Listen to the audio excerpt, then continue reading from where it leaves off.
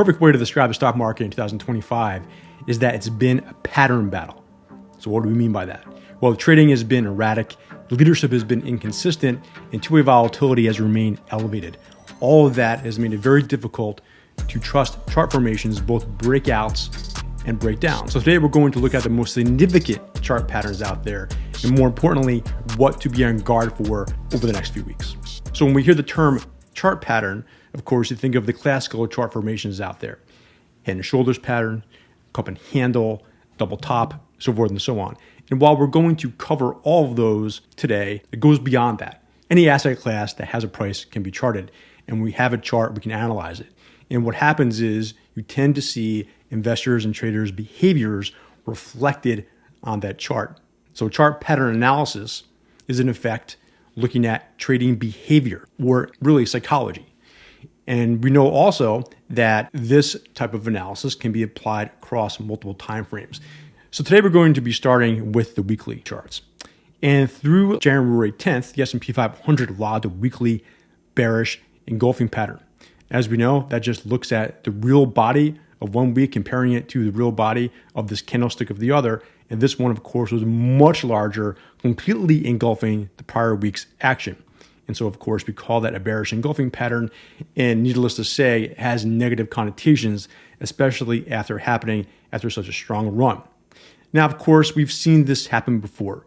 If we look at all of the iterations going back 2 years, from 2023 to 2025, a few things become evident. Number one is that 3 of the prior bearish engulfing patterns that we've seen come through happen at key market tops. We see it here in March 2023. We see it again in March 2024, and then July, August 2024 as well, right? 11% down, 6% down, and just about 10% down again just this past summer.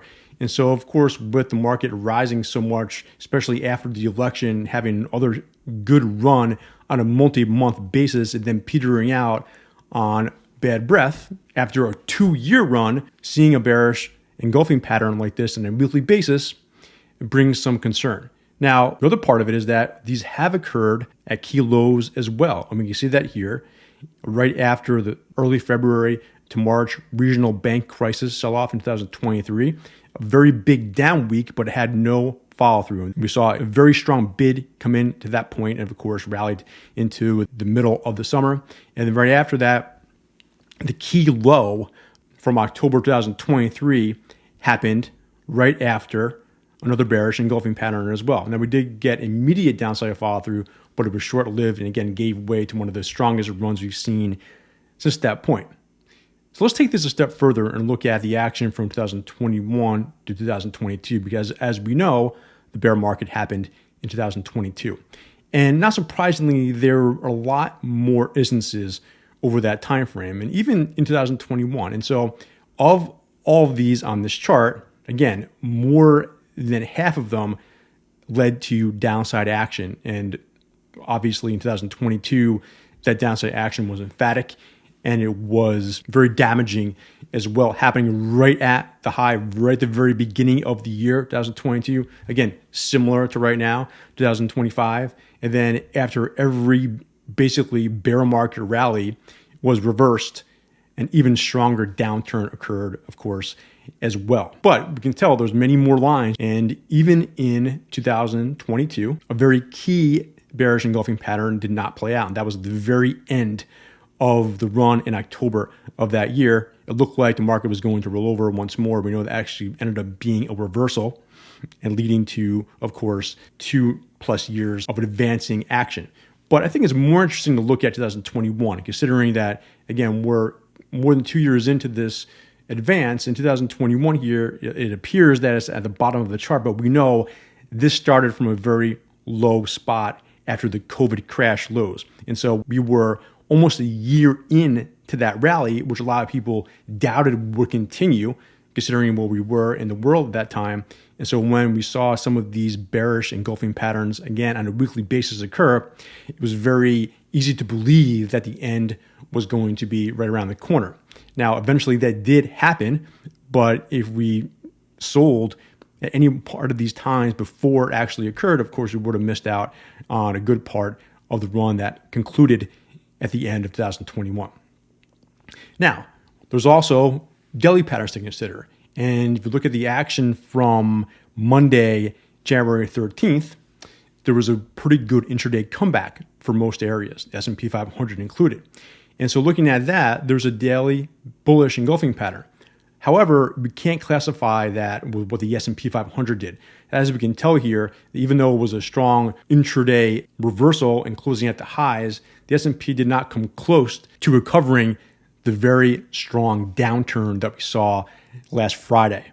However, if you look at the RSP equal weight S&P 500 ETF, we did in fact see a bullish engulfing pattern. Now it's hard to see here, but if you look back at that, you see that the close on Monday was above the open on Friday, and that's what classifies it as a bullish engulfing pattern.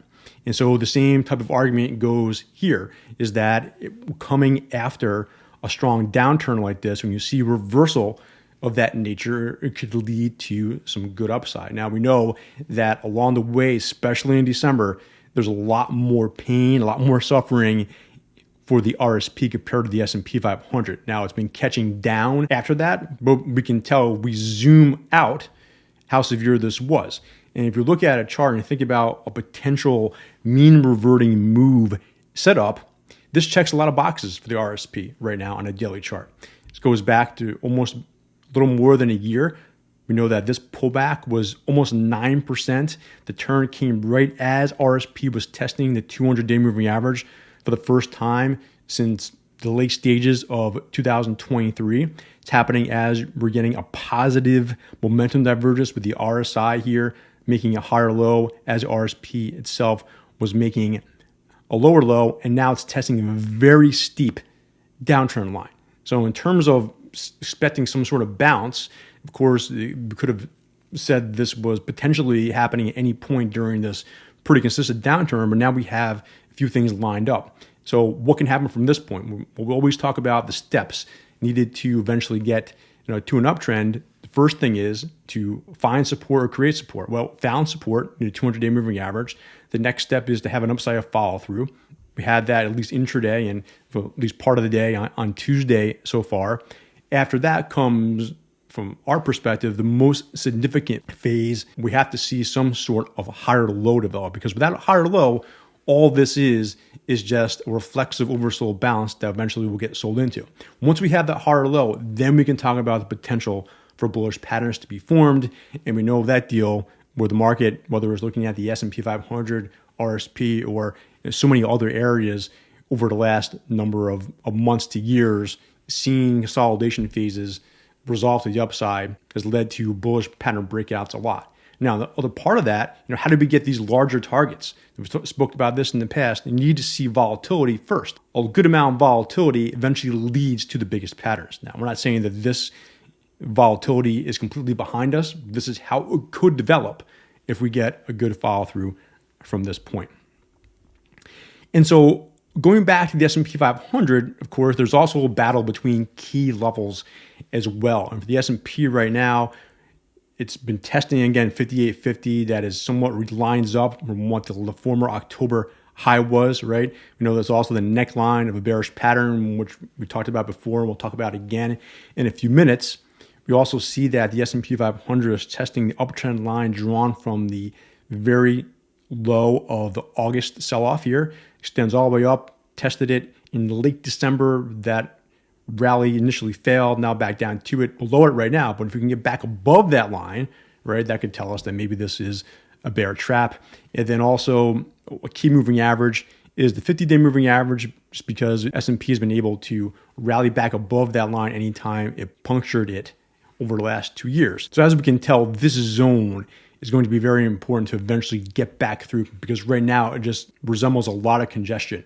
And we can tell that the S&P really has not done much with it, even at times when it rallied back above, continues to make lower highs right now. So the real pattern battle is, of course, between the classical chart patterns that we talk about all the time. And so front and center of that is the bearish head and shoulders pattern that has tried and failed so far to have a legitimate breakdown. As of the close on Monday, January 13th, it's only closed below 5850 one time over the last few weeks, even though it's flirted with breaking down to prior times. And so we know how this can go. Waterfall declines happen all the time and sometimes out of nowhere. We're getting a lot of inflation data this week. Earnings season is beginning. The inauguration is next week. And so there's a lot of potential catalysts that can eventually push this pretty aggressively in either direction.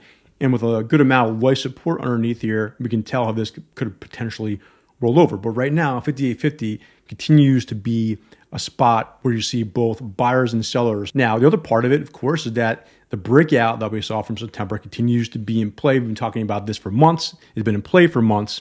And so if we put both of these together, we can see how important this zone is here, right? Because if we do get that breakdown, if the S&P finally has some real downside and follow through, this air pocket could get filled quickly. And if we do hit that target of 56.06, that would then negate this breakout, which was above 56.50. So wrapping it all up, the battleground between all of these battling patterns is between 56.50 and 58.50.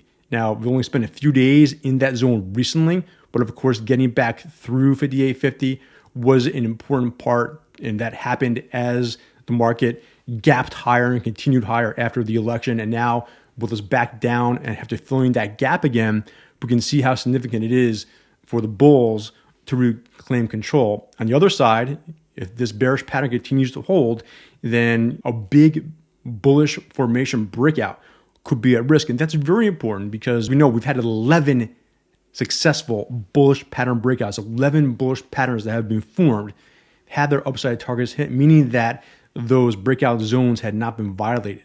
So one of the biggest ones we've had out here gets violated, that would tell us something is changing and we have to be on guard going forward. That's what we have for today. Don't forget to check out these videos and subscribe, and I'll talk to you next time. Thank you.